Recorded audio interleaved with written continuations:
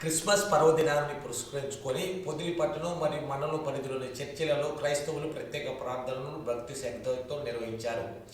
స్థానిక పొదిలి పట్టణంలోని తెలుగు బాప్టిస్ట్ చర్చిలో క్రిస్మస్ సందర్భంగా ప్రత్యేక ప్రార్థన కార్యక్రమాలు ఘనంగా జరిగాయి. ఈ సందర్భంగా చర్చిని విద్యుత్ దీపాలతో అలంకరించగా ప్రత్యేక ప్రార్థనా మందిరం ఆధ్యాత్మిక వాతావరణంతో కలకలలాడింది. ఈ ప్రత్యేక ప్రార్థనలో వేలాది మంది క్రైస్తవులు విశ్వాసులు పాల్గొని ప్రభు యేసుక్రీస్తు జన్మదినాన్ని స్మరించుకున్నారు.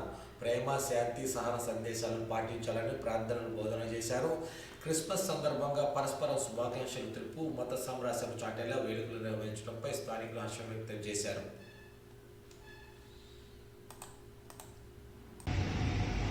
యోహాను సువార్తికుడు దృక్పథం వేరు. మత్తయి సువార్తికుడు మటుకు యూదులను ఉద్దేశిస్తూ జీనియాలజీని, పితరుల యొక్క బోధన గురించి వారిని జ్ఞాపకం చేస్తూ ప్రారంభిస్తారు. లేఖీయులు కాకుండా యాజకుడు కాలేడు. పాత నిబంధన గ్రంథం చాలా శ్రేష్టమై ఉన్నది.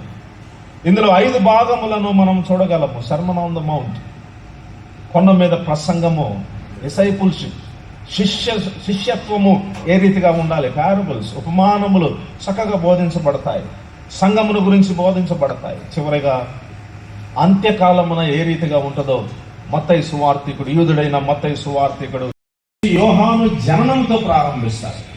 లూకా సువార్తికుడు బాప్తిస్మం ఇచ్చి యోహాను జననంతో మాట్లాడతారు. యోహాను సువార్త అంతా చూస్తే థియలాజికల్ డిస్క్లోజర్స్, వేదాంతపరమైన బోధన అక్కడ చూడగలము. క్రీస్తు వెలుగై ఉన్నాడు, ఆయన సృష్టికర్త అయి ఉన్నాడు, ఆయన లోకంలోనికి వచ్చాను, తన స్వకీయుల యొద్దకు వచ్చాను, తన స్వకీయులు ఆయనను అంగీకరించలేదు, వెలిగించుటకు వచ్చాడు. 7 అయామ్స్, నేను.